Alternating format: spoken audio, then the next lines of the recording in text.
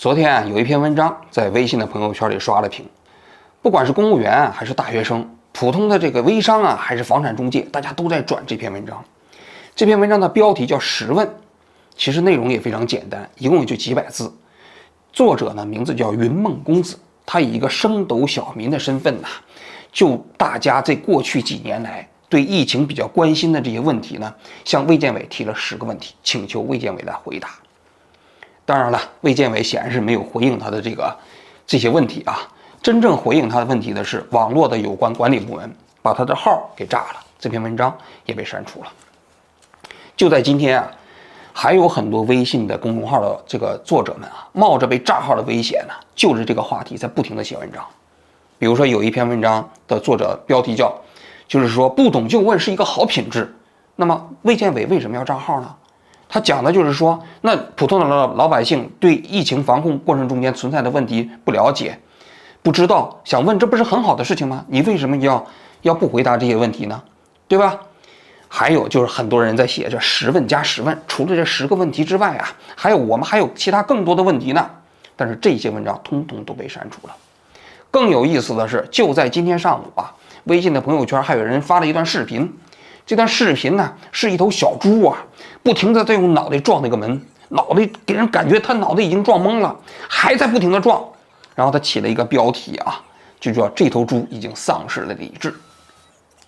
就这么一个视频，存活了2个小时之后也被下架了。我觉得啊，现在我们的这个网络管理部门的这个智慧啊，确实是挺高的。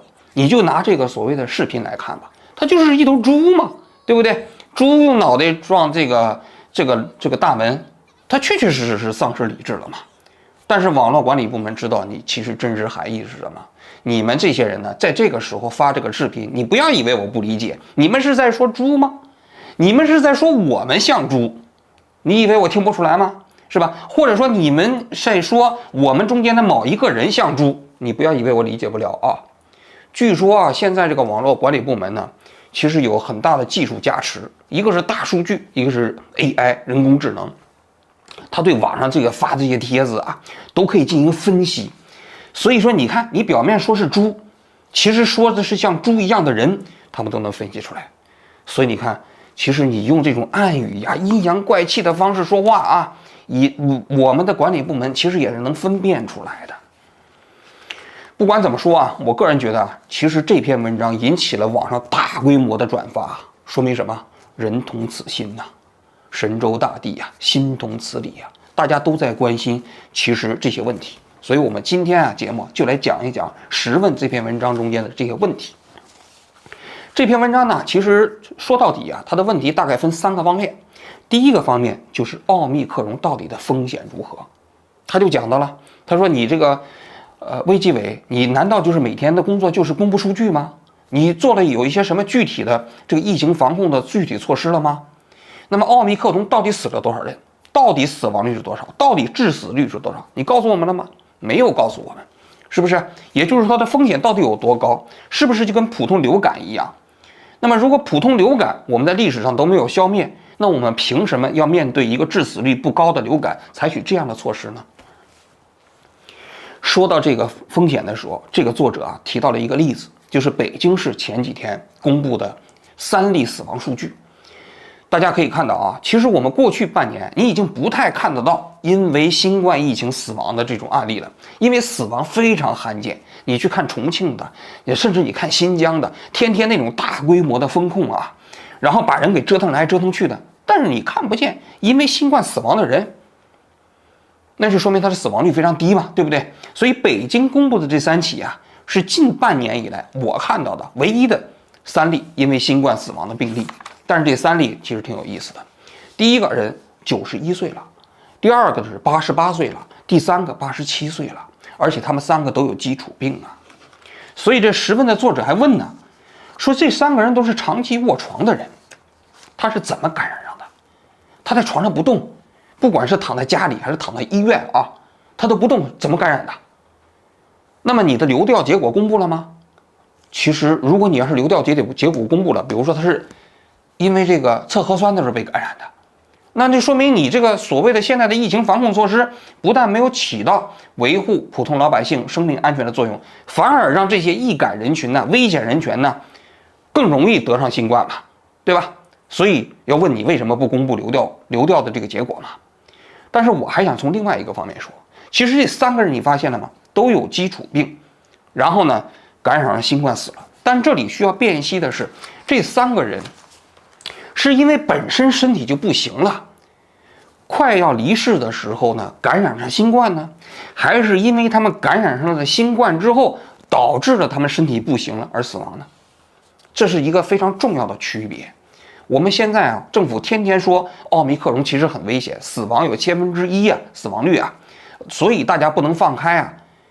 那么这里头就非常重要的一个原因就是，到底这个你公布的这1/1000的死亡人数里面，就像北京这个情况，是因为他们得了奥密克戎而导致自己身体受伤害死亡的，还是因为原本这些人本身身体条件就不行了，快要不行的时候感染了新冠疫情的呢？其实这个问题搞清楚了，有助于我们辨析清楚啊，这个新冠疫情啊，究竟对我们构成的风险有多高。大家都知道啊，一个传染病啊，这个如果它要是这个所谓的感染率到10%以上，其实它的死亡率不会太低。为什么呢？因为你想想，一个正常社会中间的死亡率啊，平均也在7%到8%。那么如果你要是感染率是10%，意味着什么？那也就是意味着每100个死亡的人，他在死亡之前也会有10%的人被感染，对不对？也就是说，他不需要考虑新冠疫情这个因素，他也会被感染。那么，如果你7%到8%，你乘以10%是多少？这大差不差就是1/1000呀。所以你现在公布的奥密克戎的所谓的死亡率是1/1000，究竟是因为你这个感染率本身使得即将要离世的人被感染了，还是因为他们感染了新冠疫情之后导致身体不行的呢？要区分这个，你一定要区分出来所谓的超额死亡率。所谓超额死亡率，就是我刚才讲的，一个社会里头正常有很多人就是会死亡啊。那么疫情对这个社会中间最大的危险，就在于你在正常的死亡率之外增加了死亡率，而不是融入了死亡率。但是现在就北京市公布的这3例事件啊，其实如果我们当然没有更详细的研究啊，但是我们一打眼看啊，基本上相当于它的死亡率是融入死亡率。什么意思？就是这3例啊，原本身体就已经不太行了，只是快不行的时候感染了新冠疫情，也就是新冠疫情不是导致他们死亡的主要原因，而是因为他们自身的身体本身已经不行的过程中间，碰巧感染了新冠疫情。我们如果要是分清楚这个原因，就知道所谓的现在的新冠疫情对社会的风险啊，其实根本没有想象的那么高。无论是张文宏还是钟南山都在讲，所谓的新冠疫情的死亡率，真实的死亡率啊，就是跟普通流感差不多，并没有增加。那么我们就想了，历史上我们针对流感搞过这种大规模的封城吗？没有嘛。所以你现在有必要采用这种所谓的动态清零的措施吗？没必要嘛。更何况，如果病毒的感染率啊超过了10%啊，说白了，你再想希望通过清零的方式去消灭它，就已经不可能了。这是第一点。第二点就是你的标准是什么？他问了，我们现在疫情防控的标准到底是什么呢？是数据呢，还是模型呢，还是推测呢，还是臆想呢？这个非常重要。为什么呢？就是说，如果我们没有一个准确的标准，是不是我们就不知道我们公众你政府做决策的依据是什么？比如说，你现在政府做决策的依据啊是清零，那我们明白了啊，那就全中国咱谁也别动了，20天1个月，包括你这个总书记、国家主席，你也不能出去出访了，你出去出访的时候不戴口罩，那都不行啊，对不对？咱都别动了，咱们隔个2个月、3个月，咱们看一下是不是能清零，对吧？那我们也知道，你动态清零，你清零是目标。还有一个就是说，你要考虑这个死亡率，就是我们这个社会正常死亡率是7%，那么我们把死亡率控制在8%、9%，可不可以？是吧？那么这也是一个所谓的标准。还有一个就是说，我们衡量社会成本，我们过去讲过很多次了，就是一个社会既要让这个社会正常的运转，还要呢让我们这个社会承担的风险在一个可控的范围之内。总而言之，你要有一个标准告诉大家。其实啊，对于一个人来说啊，他之所以能够做出理性的选择啊，很重要的因素，它具有可预期性。就是在这个现代社会中间，它有可预期性。我们为什么说人治和法治啊，其实这个区别很大呀。人治的特点，它就缺乏可预期性，而法治的特点，我们知道大致你一个什么行为会得到一个什么结果。如果我们普通人呢，面对这个社会公共决策的时候啊，不知道这个可预期性会是什么结果的时候，大家就会乱套。我记不清楚我曾经讲过没有啊？这个社会学曾经做过一个实验，就把一帮老鼠啊放在一个笼子里，先呢让这个老鼠摁左边这个踏板的时候啊，就会出现这个好吃的啊食物；摁右边的踏板的时候，就会让它电击一下。哎，这个一开始老鼠进这个笼子的时候啊，它其实不明白，它就乱摁。它很快它就发现摁左边这个东西有奖励，按右边这个有惩罚。但是等它习惯了之后呢，就给它颠倒过来。颠倒之后，按左边的时候不但没有奖励了，会电击；按右边这个呢，它其实会有好吃的。这老鼠啊，隔一段时间，一开始有点慌乱，有点不明白，是吧？有点发懵。但是过一段时间它就适应了。等它适应之后，再给它翻过来，如此循环几次之后，这笼子里的老鼠就全都疯了。为什么？因为它的理智啊理解不了这些行为了。你就来来回回这么换了之后啊，就是使得所有的老鼠都没办法理解这个世界了。我们今天的这些防疫措施啊，基本上也大致如此。我们知道这个标准是什么吗？不知道，普通人们都不知道。新疆那个地方已经封了100多天了，还在封着。上海现在又开始搞了一个5天之内你进入上海之后啊，不能进入公共场所了。那20条还在那摆着呢，但是也没有人执行了。话说这上海这个5天之内啊，不能进公共场所，其实挺可笑的。这公共场所包括什么呢？包括饭馆。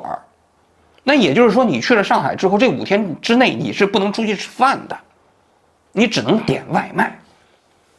你想想，有人说幸亏啊，就是说这个公共场所里没包括酒店。如果说包括酒店的话，他只能露宿。有人还问呢，说这个公共场所里包括公交地铁吗？那个上海发布说了，不包括公交地铁，你可以坐公交地铁。但你想不想，荒唐不荒唐？为什么？因为公交地铁从人员密集程度来讲，显然是超过那个饭店的。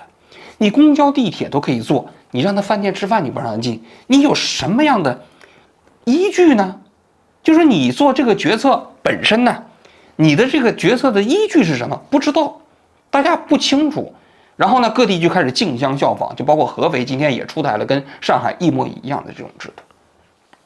所以那个时分的作者在文章一开始也讲到了，说新疆这种层层加码，你们处理谁了？你们觉得合适吗？是吧？当然，其实说白了，卫计委其实也回答不了这个问题。卫计委有什么权利呀？是吧？他只有执行的权利，他只有保持沉默的权利。这是第2个方面。第3个方面，他就问为什么我们国家跟别人国家不一样啊？比如说香港是没有搞全员核酸检测，也没有出现医疗挤兑。世界上已经有120个国家不进行任何措施的防控了，那这不挺好的吗？凭什么我们跟他们不同啊？然后你在对标标准的时候，你天天对标美国，讲美国过去死100万人，那你为什么不对标印度呢？人口规模啊，发展的水平跟中国差不多。你怎么不看看非洲那些国家怎么采取的措施呢？你怎么不看看现在正在进行的世界杯，大家都在不戴口罩在踢足球呢？我们到底跟这些国家有什么不同啊？你能解释吗？说句实话啊，他这些问题应该说卫健委是根本没有办法回答的。怎么回答呀？是吧？所以你说这样的一个措施是卫健委能够解释的吗？他解释不了。因为中国跟这些国家不同，不是因为病毒不一样，是因为我们政治决策的程序和标准不一样。我们这个决策就像那头猪在往栏杆上撞的那头猪，其实他的行为对自己是有害的，看到吗？脑袋都快撞破了，是吧？脑袋可都撞晕过去了，还在不停的撞，但是呢，没有人能阻止他。这就是我们的决策政治嘛。决策决策制度嘛。最终导致的结果就是整个14亿人，所有的人都处于一种迷茫之中。其实今天啊，还有一个人写了一篇文章，是宁夏的有一个人，他写了7问，他不是10问。他这个7问的故事其实蛮令人伤心的。他的父亲呢，前不久去世了，因为在上个月的时候呢，21号的时候，他们那个小区被封锁了，但是26号这一天，他父亲呢就突然变阴变阳了，而且呢也不通知他们，在30号这一天呢，就把他的父母就拉到了方舱医院。结果啊，他父亲有基础病，高血压、糖尿病。到了这个方舱医院之后，比较混蛋的是什么呢？这方舱医院竟然没有任何慢病的药物，高血压的药物也没有，糖尿病的药物也没有，而且还不能给他提供，你自己想办法。他万般无奈之下，他父亲找了一个跑腿的人，给他送了一些高血压的药物，但是糖尿病因为要打胰岛素，没有办法，来不了了。随后呢，23天呢这时间里，他父亲没有接种胰岛素。就在这个过程中，就在方舱医院的这个过程中间，他父亲发烧了。他就讲，整个在方舱医院期间呢，他没有接受过任何检查和治疗。然后等他发烧的时候呢，这方舱医院呢说你可以出院了，可以回家了。但更可笑的事情还在后面。他想回家回不了，为什么呢？这社区说啊，你们家要进行消杀，但是呢，由于你们走的时候呢，没有把钥匙留下来，所以呢，这消杀还没有进行。后来呢，他们找了一个开锁公司把他们家给开了，但是还没有进行消杀。他说消杀完之后啊，还要静置几天，然后形成一个什么东西之后，才能让人回来。所以你看到吗？他父亲符合从方舱医院出院的标准了，又回不了自己的家。他就问，他说我有几个问题，我在问。他说你转运的标准到底是什么？为什么方舱医院里头其实没有这个慢病管理的这些药物啊？符合这样的出院标准的人为什么回不了自己的家呀？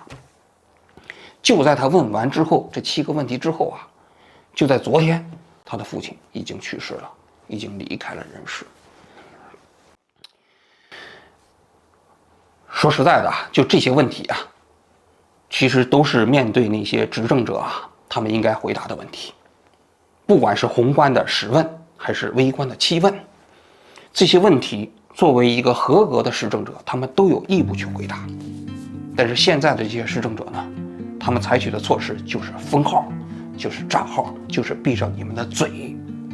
所以啊，微博上有一个人说了，他说问呢，就是这个质疑，你提问就是质疑，你质疑呢就是反动，反动呢就是寻衅滋事，寻衅滋事就是犯罪，明白了吧？你要做一个好公民，好公民意味着什么？就是闭上你的嘴。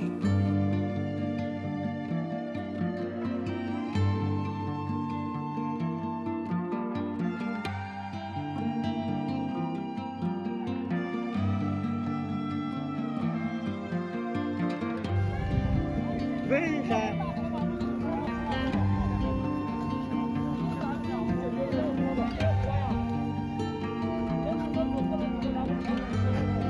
求你们了，关老爷，放我们回家了！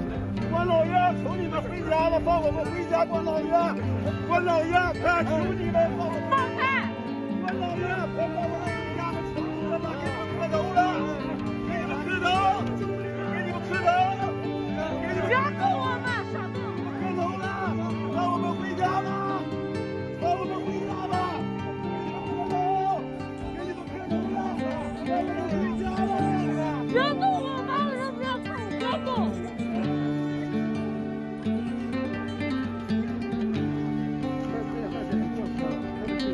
不可能，我为啥不能走？我们手机写查理啥不能走？全部发给家里。